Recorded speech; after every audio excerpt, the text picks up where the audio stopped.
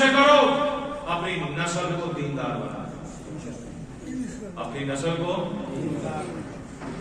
خدا کی قسم کوشش کرنا کہ دین کے لیے کوئی تیری محنت نہ کرے آج کے بعد، کہیں ایسا نہ ہو کہ وقت ایسا قبولیت کا ہو کہ اس کے دل کی آواز اگر خدا تک پہنچ گئی اس دین کی اور دیندار کی، تو خدا تبارک و تعالیٰ کہیں ایسے تختہ ہی نہ ہوگا، کیونکہ وقت سے ڈرنا چاہیے۔ کچھ وقت کے اندر یا رحمت ہوتی ہے یا زحمت ہوتی ہے، اور ملتے ہوئے آتے ہوئے دیر نہیں لگتا۔ انسان کا کردار ہی ہے جو ان حالات کو اپنے سر پر سوار کر لیتا ہے۔ خدا تبارک و تعالیٰ ان برے وقت سے بچائے، اور یہی ہماری نصیحت ہے، یہی جمعے ہوتے رہیں گے۔ فضیلتیں بہت سن رکھی ہیں ہم سب نے، اپنے آپ کو بدلنے کی کوشش کرو۔ ہماری ذمہ داری ہے جس دور کے اندر رہ رہے ہیں کہ فتنے کا دور ہے، کہیں اس میں مبتلا ہو کہ موت نہ آ جائے۔ خدا کی عزت کی قسم میں کہوں گا آج جس دور میں ہے یہ کربلا کی سرزمین اور دور سے کم نہیں ہے، جہاں بولا نہیں جا سکتا، جہاں کسی کی طاقت کی وجہ سے لوگ حق کو چھوڑ کر دور چلے گئے۔ 30,000 سے زائد لوگ تھے جنہوں نے امام حسین کو خط لکھ کر کربلا میں بلایا تھا، مگر ابن زیاد اور شمر کی سختیوں کی وجہ سے امام حسین سے ہٹ گئے۔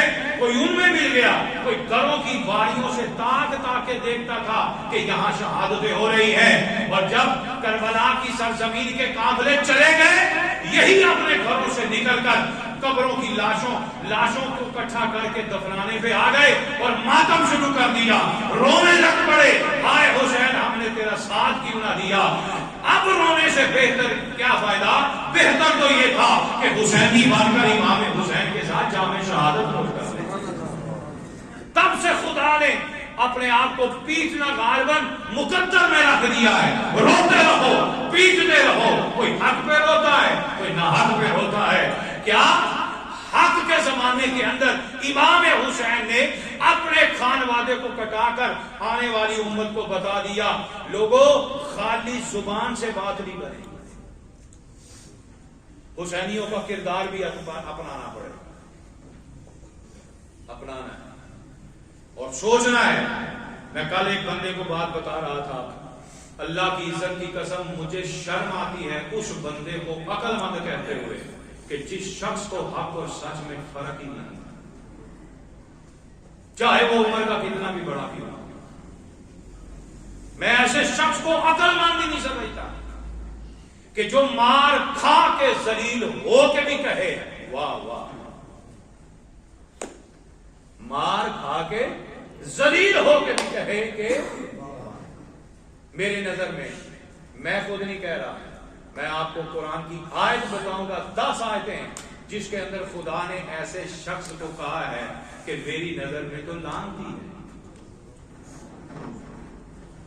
میں صرف لفظ بتاؤں گا، آگے نہیں، تاکہ بہت دل آزاری نہ ہو جائے، اس لفظ کو سبق بنا کر چلا جائے کہ کہیں خدا کی ان آیتوں میں میرا نام نہ۔ کوشش کرنا حق کو حق سمجھیں، باطل کو باطل سمجھیں، نہ جڑے حق کے ساتھ، مگر اپنی زبان اور دل سے کہیں یہ غلط ہے یہ صحیح، اور غلط اور صحیح اس وقت ہوگا جب میرے مکان سے لے کر میری دکان تک میرا کردار ٹھیک ہو جائے، جب میں حرام سے بچوں گا، میری زبان جھوٹ سے بچے گی، میں اپنی نسل کو حرام نہیں کھلاؤں گا۔ یہی نسل ہے کہ جس نے حرام کے مال سے پرورش پائی تو یہ کبھی تیری قبر پہ کھڑے ہو کے نہیں کہے گا مولا انہیں بخش دے، وہ تیری قبر پہ جانا بھی دوبارہ نہیں کرے گا۔ کیا چھوڑ کے جا رہے ہیں؟ وقت زیادہ ہو رہا ہے لیکن کچھ نصیحت، یہ وقت بڑا خاص ہے، اور ان باتوں کو لے لیں اور سمجھ جائیں۔ اللہ کی عزت کی قسم کھا کے کہتا ہوں، ہم طالب علم تھے، داڑھی بھی نہیں تھی، اور آج بھی کانوں میں وہ شیخ الحدیث کی باتیں آج تجربے میں آ رہی ہیں کہ ہاں یہ وقت آیا ہے جو لوگوں کو بتائے۔ 30 سال ہو گئے، کتنے؟ 30 سال۔ آج بھی جب بولتا ہوں تو میرے دائیں کان سے میرے شیخ الحدیث کی، میرے استاد کی، میرے شیخ کی وہ بات کیسے کھنک کے بجتی ہے، یہ تھی بات، یہ تھی بات۔ تو کہتے ہیں عقل سے 100 سال پہلے بھی بڑا سبق آج بھی ایسے ہی لگتا ہے جیسے کل ہوا. لیکن مسئلہ تو یہ ہے سبق یاد رکھیں. ہم نے جمعہ پڑھا, باہر جاتے سبق بھول جائیں. یہی فتنہ ہے, یہی فتنہ ہے. کیا امام غزالی کے طالب علم نے پوچھا تھا کہ میں باہر جاتا ہوں میرا سبق بھول جاتا ہے. فرمایا جب پڑھا سبق بھول جائے سمجھ کہ خدا نے تجھے فتنے میں مبتلا کرنا, تیرے دل میں لالچ زیادہ ہے. جس دن تیرا لالچ ختم ہوگا تو کبھی سبق نہیں بھولے. میں کیا کیا باتیں بتاؤں آپ کو, کس کس بزرگ کی بات بتاؤں. منٹ 20 ہوتے ہیں, 10 اوپر لگ جائے تو تھرتھلی مت جاتی ہے کہ ابھی تک جماعت نہیں ہوئی, ابھی تک خطبہ نہیں ہوا. یہ جماعت تو ہوتی رہے گی مگر ایک جماعت صرف ایک وقت ہی ہونی ہے. اگر وہ کامیاب ہو گئی نا تو پھر ساری کامیاب ہیں, اور وہ جماعت نماز جنازہ کی ہے.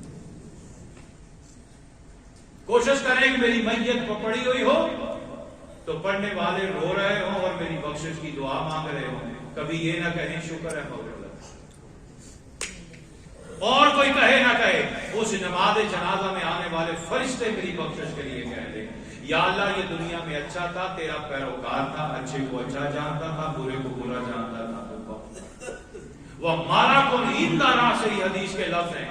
انسان جب دعا کرتا ہے تو اس کے سر پر ایک فرشتہ مقرر ہوتا ہے. کیا ہوتا ہے؟ مقرر ہوتا ہے.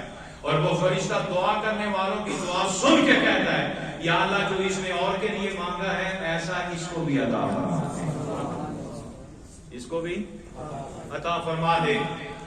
آخری بات, آج کے بعد مت سمجھے میں نے جینا ہے.